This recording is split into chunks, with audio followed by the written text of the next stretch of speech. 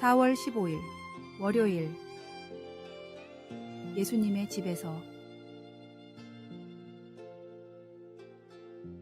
몇 해 전 우리는 준호라는 다 자란 검은 고양이를 집에서 가까운 동물 보호소에서 입양해 왔습니다. 나는 쥐만 좀 잡아주면 좋겠다는 생각이었지만 나머지 식구들은 반려동물을 원했습니다.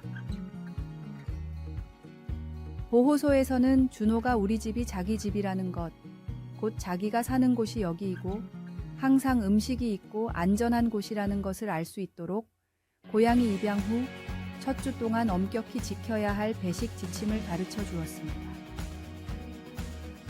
그렇게 해야 준호가 동네로 나가 떠돌다가도 언제나 집으로 돌아온다는 것입니다. 우리도 참된 우리 집이 어딘지 모르면 선한 것과 사랑과 삶의 의미를 찾아 평생 여기저기를 헛되이 떠돌 수 있습니다. 예수님은 참된 삶을 얻으려면 내 안에 거하라 고 말씀하셨습니다.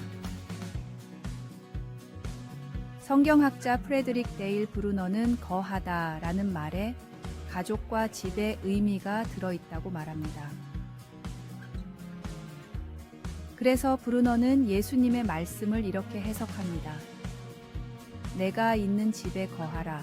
예수님은 이 말씀을 설명하시려고 포도나무에 달린 가지 비유를 사용하셨습니다. 나뭇가지가 살려면 반드시 집에 있어야 하고 속한 곳에 단단히 고정되어야 합니다. 우리의 문제를 해결해 주겠다거나 뭔가 새로운 지혜나 멋진 미래를 제공하겠다는 헛된 약속으로 우리를 현혹하는 목소리가 많이 있습니다. 하지만 참된 삶을 살려면 예수님 안에 머물러야 합니다. 그분의 집에 거해야 합니다. 말씀. 내 안에 거하라. 나도 너희 안에 거하리라. 가지가 포도나무에 붙어 있지 아니하면 스스로 열매를 맺을 수 없음 같이 너희도 내 안에 있지 아니하면 그러하리라. 찬송 436장. 나 이제 주님의 새 생명 얻은 몸. 기도. 이제 주님의 집에 거하고 싶습니다. 제 삶이 되시는 주님, 제가 주님 안에 거할 수 있도록 도와주소서. 아멘.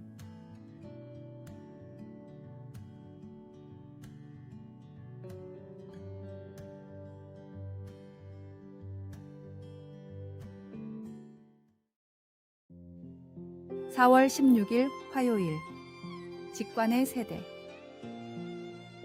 사회학자들은 최근 학생들 사이에서 쿼터리즘 현상이 두드러지고 있다고 지적합니다. 이 용어는 학생들의 최대 집중 시간이 1시간의 4분의 1, 즉 15분에 불과함을 지칭합니다. 이는 10분을 초과하는 동영상에 대한 관심 부족, 2시간 분량의 영화를 지루해하는 경향 등에서 나타납니다. 심지어 대화를 할 때조차 오늘 교회 9시까지 와 같은 간단한 메시지를 여러 줄로 나누어 전달하는 경향이 있습니다. 이러한 습관은 책 읽기에도 영향을 미쳐 긴 문장이 들어있는 책보다는 한 페이지에 단 몇 줄만 있는 책이 더 인기를 끌고 있습니다. 그럼에도 불구하고 이러한 10대들이 홍대와 같은 번화가를 방문할 때는 스마트폰을 잠시 내려놓고 주변의 문화를 즐기는 모습을 보입니다. 벽화, 버스킹 등 시각적 볼거리가 제공하는 현실 세계의 경험이 여전히 이들에게 중요함을 보여줍니다. 이는 직관의 세대로 불리는 이들이 진정으로 소통하고 만족을 느끼는 것은 직접적인 인간관계와 현실 세계의 경험임을 시사합니다. 이러한 10대들의 특성을 이해하지 못한다면 교회가 그들에게 복음을 효과적으로 전달하기 어렵습니다. 따라서 10대들에게 맞는 교회 내 문화와 복음 전파 방법에 대해 개방적이고 기도하는 마음을 가져야 합니다. 우리는 이들의 습관과 선호도에 편견을 갖지 않으면서 그들이 진정으로 소통하고 공감할 수 있는 방식으로 복음을 전해야 합니다. 커뮤니티 기반의 활동을 통한 복음의 경험, 시각적인 컨텐츠 활용, 실생활에 복음의 메시지가 연결될 수 있는 사례들을 공유하는 등의 방법을 찾아보아야겠습니다. 말씀. 너는 진리의 말씀을 옳게 분별하며 부끄러울 것이 없는 일꾼으로 인정된 자로 자신을 하나님 앞에 드리기를 힘쓰라. 찬송 501장. 너 시온아 이 소식 전파하라. 오늘의 만나. 지금 시대의 10대들에게도 부흥의 불길이 일어났으면 좋겠습니다. 주님 품으로 돌아오는 10대들이 많아지도록 기도해 주십시오.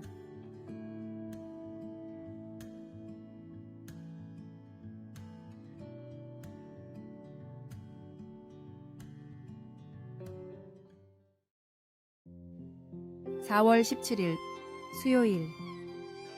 피부보다 깊은 곳에. 호세라는 젊은 신자가 형의 교회를 방문했습니다. 형은 예배가 시작되기 전 예배당에 들어온 호세를 보자 안색이 굳어졌습니다. 티셔츠를 입은 호세의 양팔에 새겨진 문신이 훤히 보였기 때문이었습니다. 동생의 과거를 짐작해하는 문신들 때문에 당황한 형은 호세에게 집에 가서 긴팔 셔츠로 갈아입고 오라고 말했습니다. 호세는 갑자기 창피한 생각이 들었습니다.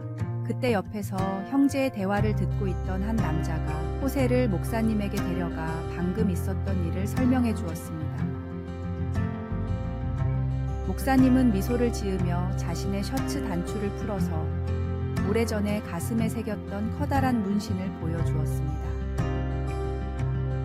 목사님은 호세에게 하나님께서 그를 완전히 깨끗게 하셨으니 더 이상 팔을 가릴 필요가 없다고 말하며 안심시켜 주었습니다. 다윗 왕은 자신의 죄를 인정하고 하나님의 용서를 받은 후 이렇게 기록했습니다. 허물을 사함받은 자, 죄가 가려진 자는 복이 있나니. 다윗은 이제 마음이 정직한 자와 함께 기뻐하고 즐거워할 수 있었습니다.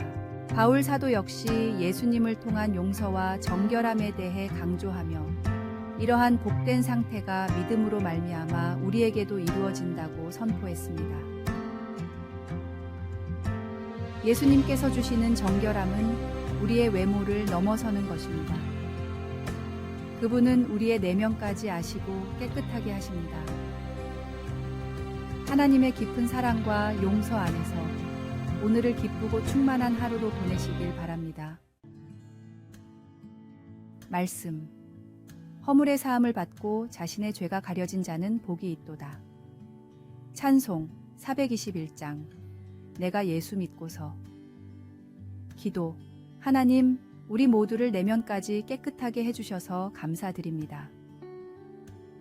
우리가 주님의 용서와 사랑 안에서 삶의 모든 순간을 기쁨으로 채울 수 있도록 인도해 주소서. 아멘.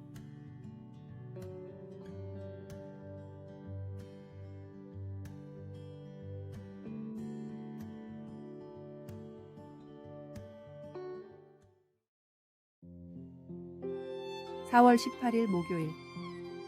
호랑이와 치와와. 치와와는 세상에서 가장 작은 견종 중 하나이지만 그 성질은 의외로 호전적입니다.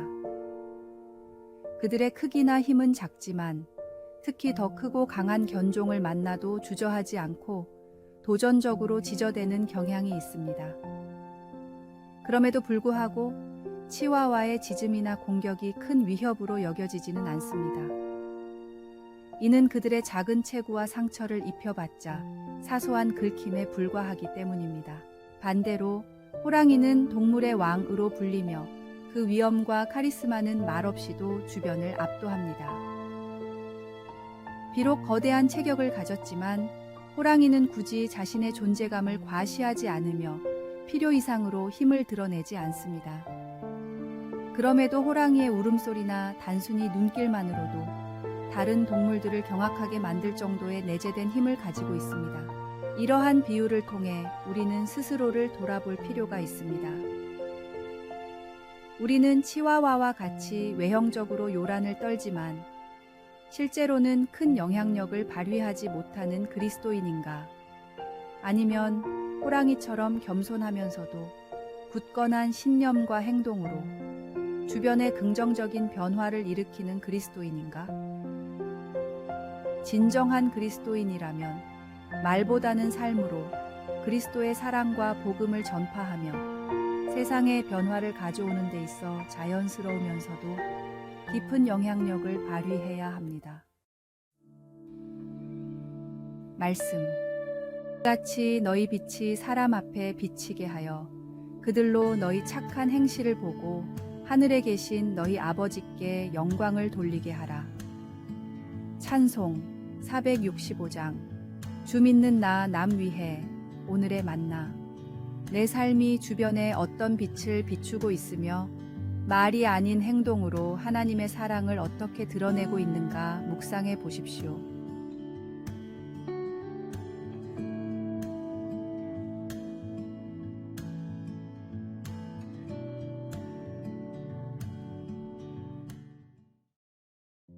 (4월 19일) 금요일 나눔의 이야기 방. 스페인 북부지방에는 교제와 우정을 표현하는 아름다운 방법이 있습니다. 수작업으로 만들어진 동굴에서 몇몇 농부들은 수확 후에 동굴에 지어진 방에 앉아 각종 식량을 재고하곤 했습니다. 시간이 흐르면서 이 방은 나눔의 이야기 방으로 알려지게 되었는데, 여기는 친구들과 가족들이 모여 자신들의 이야기, 비밀, 그리고 꿈을 나누는 공동체의 장소가 되었습니다. 당신도 믿을 만한 친구들과 친밀한 만남의 시간이 필요하다면 그 나눔의 이야기 방으로 향할 것입니다.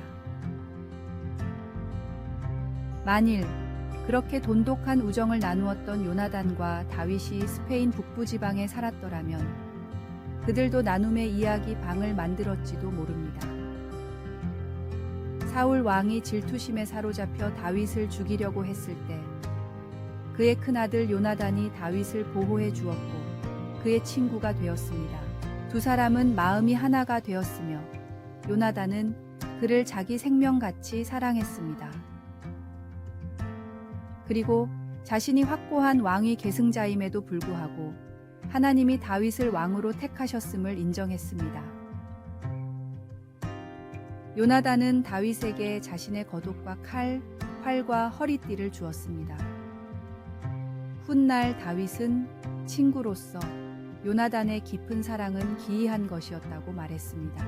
예수님을 믿는 우리들도 그리스도를 닮은 사랑과 보살핌을 나타내는 우정, 어린 나눔의 이야기 방을 지을 수 있도록 주님께서 도와주시기를 기도합니다. 시간을 내어 친구들과 어울리고 우리 마음을 열며 하나님 안에서 서로 진정한 교제를 나누며 살아가도록 합시다. 말씀. 요나단은 다윗을 자기 생명같이 사랑하여 더불어 언약을 맺었으며. 찬송 221장. 주 믿는 형제들. 기도. 주님, 우리가 서로의 이야기, 꿈, 그리고 비밀을 나누며 진정한 교제와 우정을 키울 수 있는 나눔의 이야기 방을 만들어가는 공동체가 되도록 이끌어 주소서. 아멘.